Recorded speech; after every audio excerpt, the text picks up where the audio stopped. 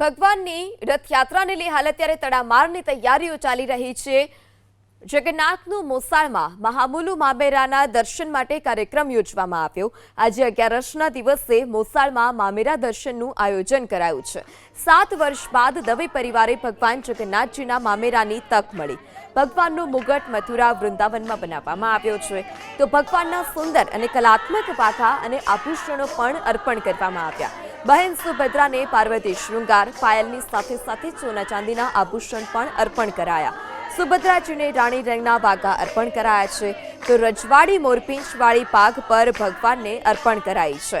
ત્યારે વૃંદાવનના કારીગરો તરફથી ભગવાનના ખાસ વાઘા તૈયાર કરાયા। આ ઉપરાંત 3 સોનાની વીંટી, સોનાનો દોરો, ચાંદીની પાયલ, કંદોરો, જુડો, વીંછિયા સુભદ્રાજીને અર્પણ કરાયા છે। આ ઉપરાંત ચાંદીનો તુલસીનો ક્યારો પણ અર્પણ કરવામાં આવ્યો। દુનિયાના કોઈ સ્થળને નથી મળ્યું આવું સૌભાગ્ય, જગમોહનના મહામુલુ મામેરાનો સૌભાગ્ય।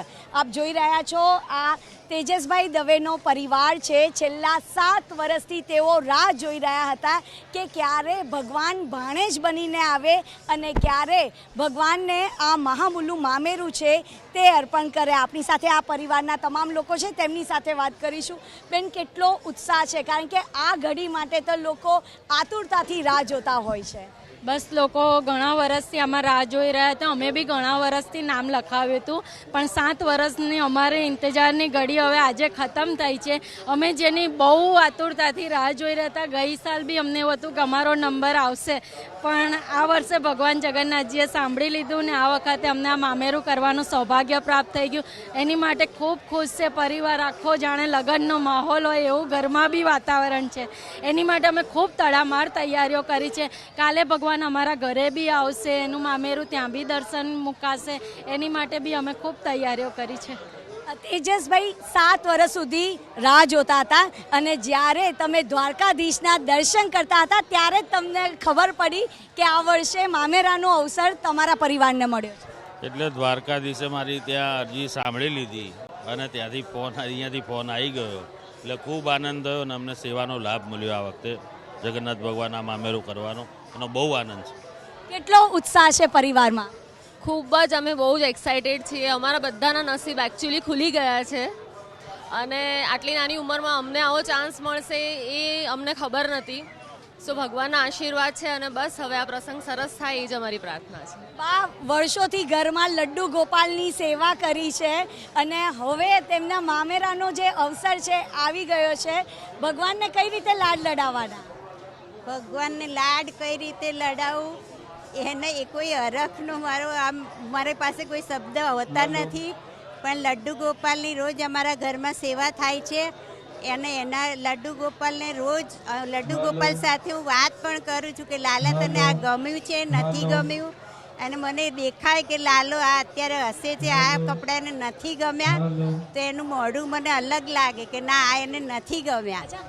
લાલાને કઈ રીતે ગીત ગાઈને, કયું ભજન ગાઈને તમે લાડ લડાવતા હોય છો? લાડ લડાવો લાલાને, લાડ લડાવો, લાડ લડાવો લાલાને, લાડ લડાવો ના મોટી ગોપી મળી મંગળ ગાવો રે, લાડ લડાવો લાલાને, લાડ લડાવો। લાડ લડાવવાનો અવસર આવી ગયો છે। પાયલ, એવું કહેવાય છે એક ભાણેજ બરાબર 100 બ્રાહ્મણ, પરંતુ ભાણેજ જગતનો નાથ હોય તો એના મામેરાનો અવસરનો રાહ તો તમામ લોકો જોતા હોય। હા, એટલે 100% ચોક્કસ એ વાત સાચી છે કે આપણે રાહ જોતા હોઈએ છીએ મામેરાની। આ મામેરું અમારા માટે કંઈક નવું એના માટે છે કે અમારે નણંદ નથી, અમે 3 ભાઈઓ જ છીએ, એટલે મારે નણંદનું જે અમારે મામેરું કરવાનું એક હતું કઈ રીતે કરીશું, તો અત્યારે ભગવાન સુભદ્રા બેન અમારી બહેન બનીને આવી રહ્યા છે અને એમનું અમે મામેરું કરી રહ્યા છીએ। એટલે એનો ખુશી એટલી બધી છે કે એ તમે શબ્દમાં અમે વર્ણન નહીં કરી શકીએ।